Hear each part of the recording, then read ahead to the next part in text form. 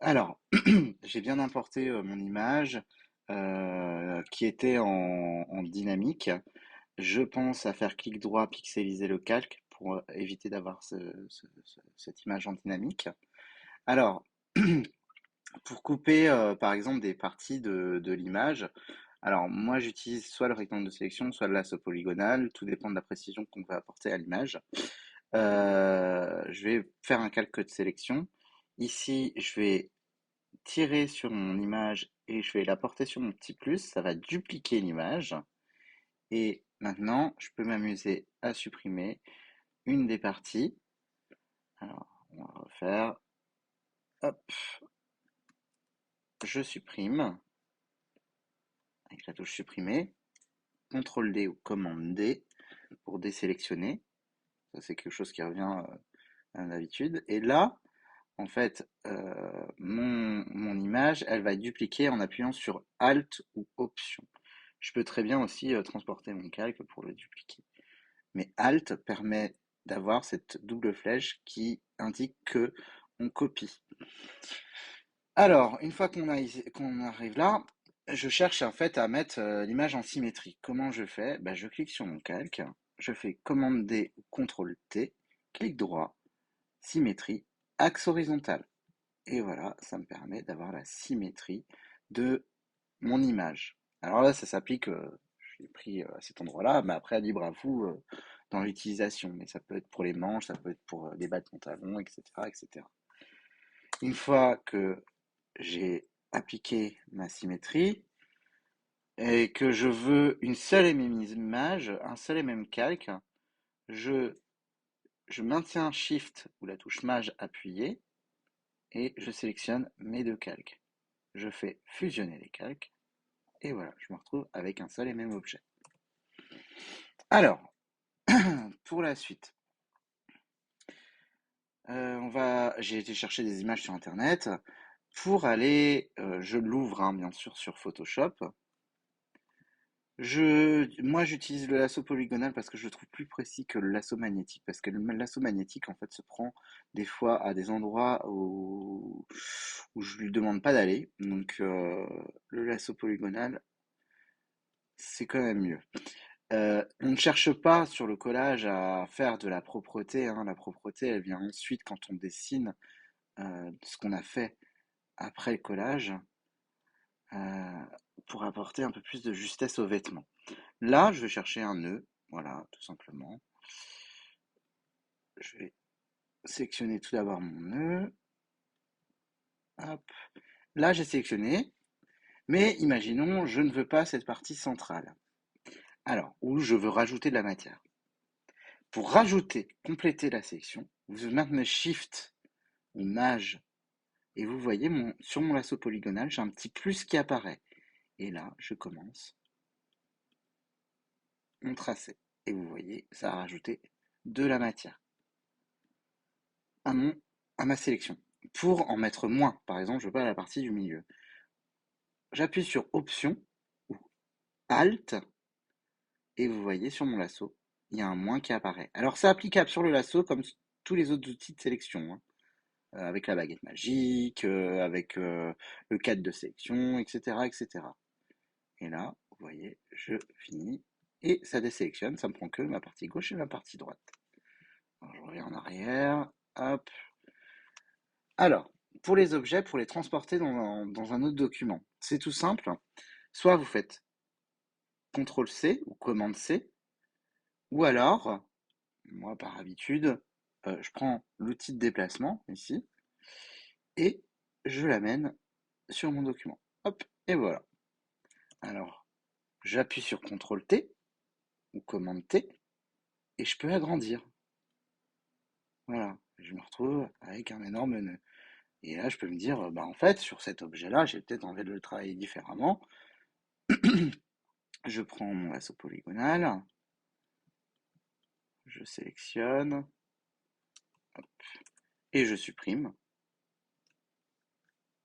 Et voilà, je me retrouve avec une partie, donc CTRL-T, CTRL-T, et je peux utiliser avec les poignets ici la rotation.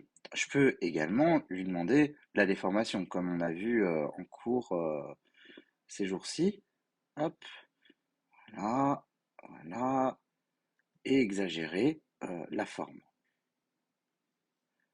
Ensuite, une fois que j'ai terminé, j'appuie toujours sur Entrée. Là, je me dis, bon, ben, j'ai peut-être envie de lui apporter de la perspective ou de la distorsion. Ça, c'est à vous de voir ce que vous voulez en faire. Alors, si j'apporte ici, c'est vrai que ça s'intègre vraiment bien à mon épaule. Hop, et voilà, j'applique. Alors, autre chose que je n'ai pas expliqué. Par exemple, vous voyez, là, c'est une autre image que j'ai apportée, issue d'une sélection. Pour récupérer la sélection de ça, de cette forme-là, plutôt que d'aller rendre le lasso polygonal, de sélectionner l'objet, etc., il y a, vous cliquez sur votre image, votre calque d'image, et vous faites sélection, récupérer la sélection, et là, regardez, on retrouve la sélection initiale. Alors, ça va être très très pratique. Pourquoi? Par exemple, ici, je veux appliquer ce motif-là à la forme de nœud, pour que le nœud ne soit plus vert. Ici, j'ai sélectionné avec mon lasso polygonal. Ici, il faut que aucun calque sur aucune autre page soit sélectionné. Donc ici, je peux faire commande D, ok, mais là, j'ai cette sélection. Donc je fais CTRL C ou commande C. Hop, mince, pardon, excusez-moi, petit souci. Ah, il faut que je libère le calque. Voilà, il faut penser à libérer le calque quand il est cadenassé. Voilà. Et ici, ça va se créer automatiquement un autre calque. Ça, vous l'avez vu, notamment pour le projet des tâches tout. Ah, et là, je fais édition, collage spécial, coller dedans. Et là, vous voyez, il apparaît en tout petit. Je vais l'agrandir, agrandir, agrandir. Bon, bien sûr, mon image est très pixelisée, hein, donc ça va pas faire très très beau, hein, très très net. C'est à vous de trouver vos textures. Prenez des images qui vont au-delà de 1700 par 1080 pour avoir un rendu non pixelisé. Je peux bien sûr tourner mon image dedans, dans cette forme. Là, vous voyez, ça a créé. Donc là, c'est le calque d'image. Et là, c'est le calque de sélection. Hop, et voilà. Et là, le tout, c'est de s'amuser. On peut s'amuser avec les modes de fusion. On peut passer en produit pour que ça s'intègre et garder toutes les lignes du nœud. On peut éclaircir, voir ce que ça donne. Ça, c'est à vous d'être le plus juste possible. Il n'y a pas de miracle là-dessus et ni d'ordre là-dessus.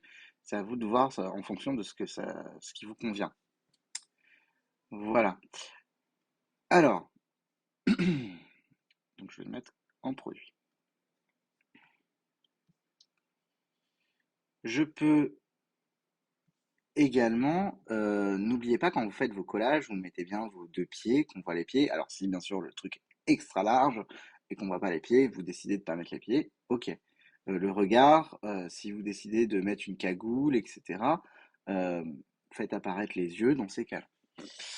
Alors, des fois, on me demande l'outil, comment je peux supprimer des mains, supprimer des choses, des fonds. Alors, euh, c'est très long sur des fonds, vous voyez, très complexes comme on voit à l'arrière. Mais là, par exemple, je vais décider de dupliquer mon œil plutôt que d'aller faire ma sélection, de copier-coller, etc. En fait, il y a un outil, je vais me mettre sur le bon calque, il y a un outil qui s'appelle l'outil tampon. Et l'outil tampon, en fait, il va permettre de reprendre une partie de sélection pour l'appliquer autre part. Alors, généralement, l'outil tampon, pour vous dire dans la mode dans quoi c'est utilisé, c'est notamment utilisé dans la photographie pour les retouches. Les retouches, on peut gommer, par exemple, des grandes beautés, des rides, etc., etc.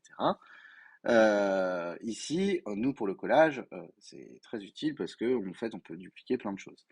Alors, je vais appuyer sur la touche Alt ou Option. Je vais aller sélectionner, par exemple, le centre de l'œil. Je relâche. J'ai fait Alt et j'ai cliqué, hein. Je relâche. Et là, je vais l'appliquer ici. Et vous voyez, quand je commence à tamponner avec l'outil tampon, je peux faire apparaître l'œil. Et il y a une petite croix qui se met, qui m'indique en fait tu es dans cette zone, donc du coup tu vas appliquer cette partie-là. Voilà. Alors, une fois que vous avez fini votre collage, qu'il est parfait, etc., euh, s'il vous plaît, enregistrez-le d'abord en JPEG avec tous les calques. Tous les calques. Pourquoi? Parce que si vous voulez modifier, au moins votre image n'est pas aplatie. Je l'enregistre une fois en PSD et ensuite je fais enregistrer sous. Hop, je vais l'enregistrer sur l'ordinateur. Non, l'enregistrez pas dans le cloud parce que le cloud, franchement, moi je fais pas trop confiance. Il y a souvent des problèmes. Et là, vous mettez format. Alors là, il ne propose pas le JPEG. On va essayer de l'enregistrer sous. Enregistrez-les d'abord en Photoshop. Donc on va mettre silhouette, une, hop, sur le bureau. Comme ça on la retrouve. Hop. Et sinon, vous faites une exportation. Alors sur exporter, vous allez sélectionner JPEG ici. Et là, vous pouvez aller modifier la largeur de l'image, etc. Bon, modifiez pas tout ça. Euh, on va l'avoir en JPEG et après on l'incorpore sur son A3, les unes après les autres. On peut également, alors je vais vous montrer, vu qu'on a travaillé en RVB, on peut le rechanger en CMJN. Par contre, il va vous dire, attention, les couleurs vont complètement changer. Alors, pour modifier les couleurs, vous allez dans mode et vous mettez image, mode CMJN. Voilà, il va vous dire ça. Le changement de mode peut affecter l'aspect des calques, aplatir l'image avant de changer de mode. Vous mettez non, ok? Et là, on a rebasculé, on le voit ici, CMJN 8 bits. Voilà, pour retrouver, parce que sachant que ces silhouettes-là, vous allez les imprimer. Donc autant que ça s'imprime de la bonne couleur. Donc vous laissez en CMJN. Voilà. Bon, j'espère que cette vidéo a pu vous aider. N'hésitez pas à trifouiller un petit peu. Vous voyez, quand on reste appuyé sur des éléments, il y a d'autres outils qui apparaissent. Vous avez l'outil gomme d'arrière-plan, l'outil gomme magique, etc. Euh, ça, euh, ça c'est à vous de régler. Oui, il y a un truc que j'ai pas abordé pour ceux qui étaient absents lors du cours. Ce n'est pas dans le tutoriel. Euh, vous allez sélectionner le calque, vous faites commande T, clic droit, déformation, et en haut, vous avez la grille. Vous pouvez mettre 5 par 5 et vous pouvez aller modifier votre image.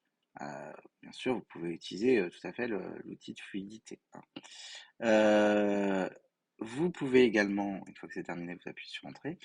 Vous pouvez également faire clic droit, déformation, et on peut bien sûr euh, utiliser des différents types de déformation. Par exemple, ici, vous avez l'outil onde. Et sur votre outil onde, alors est-ce qu'il veut bien s'appliquer? Il ne veut pas s'appliquer. Donc là, ça fait une onde, tout simplement. Des fois, vous avez un point d'ancrage qui apparaît et ça vous permet en fait de modifier euh, votre déformation. Voilà, bah, je vous souhaite à tous une bonne journée et une bonne production.